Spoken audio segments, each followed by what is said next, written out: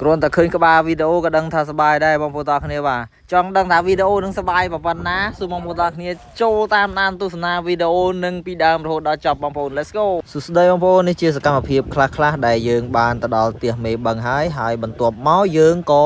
ជិះស្មាច់ដើម្បីទៅរកបាញ់កណ្ដុរទាំងអស់គ្នាបងប្អូនទាំងអស់គ្នាបាទអញ្ចឹងខែលិចទឹកតាមបឹងតាមអីគឺកណ្ដុរវាឡើងទៅនៅតាម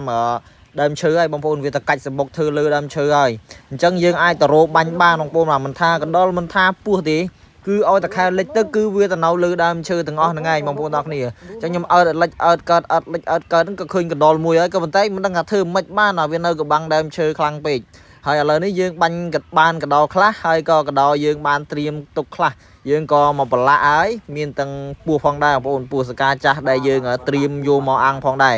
នេះពស់សកាចាស់ប្រប៉ិនកពួនជើងបងប្អូនបាទហើយពុធីក៏រៀបចំបកាត់ភ្លើងហ្នឹងឯងបងប្អូនអរគ្នាយើងធ្វើកន្លែងចក្រានអាំងផងធ្វើកន្លែងចក្រានដាក់ស្ងោរផងអញ្ចឹងទៅនេះជាបរិសសង្ហានៅក្នុងលោកបងប្អូនបាទគឺពុធី TV ហ្នឹងឯងបងប្អូនបាទគាត់ស្វឹងហើយបាទឆ្នៃបាទ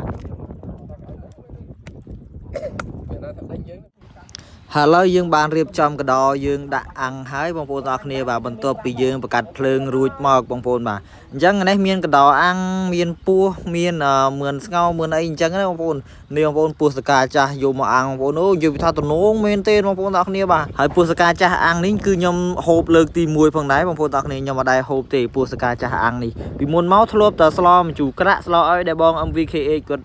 ធ្វើឲ្យហូបហើយបន្ទាប់ពីពុធីបង្កាត់ភ្លើងរួចមកដាក់អាំងពុះរួចមកគាត់ក៏មកដេកគាត់ខ្ជិលខ្វល់ជាមួយអ្នកណាណាបាទគឺអស់កម្លាំងគាត់ដែរហើយដោយសារតែ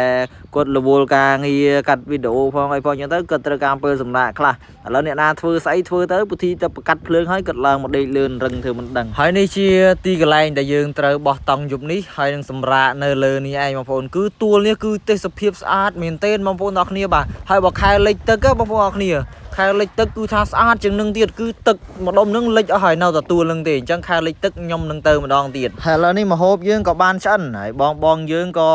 ណែលេងម្ចាស់ដៃណែបងធម្មជាតិហើយពុធីណែជោគ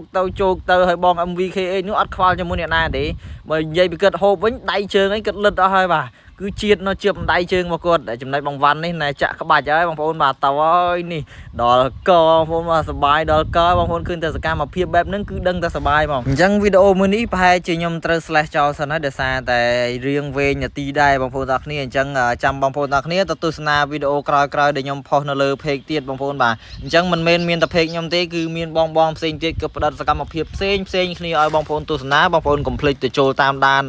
ទស្សនានឹងវីដេអូបងផ្សេងដែលគាត់ផុសនៅលើ page របស់គាត់ផងខ្ញុំជឿជាក់ថាបងប្អូនប្រហែលជាស្គាល់អស់ហើយជាស្គាល់ page បងគ្រប់គ្នាអស់ហើយបងប្អូនអរគ្នាអញ្ចឹងវីដេអូនេះអរគុណច្រើនមែនទែនបងប្អូនអរគ្នាដែលទស្សនាវីដេអូរបស់ខ្ញុំតាំងពីដើមរហូតដល់ចប់ក៏ប៉ុន្តែនឹងត្រឹមតែជាតង់ទី1ទេនៅតង់ទី2ទី3ទី4ទៀតនៅមានវីដេអូ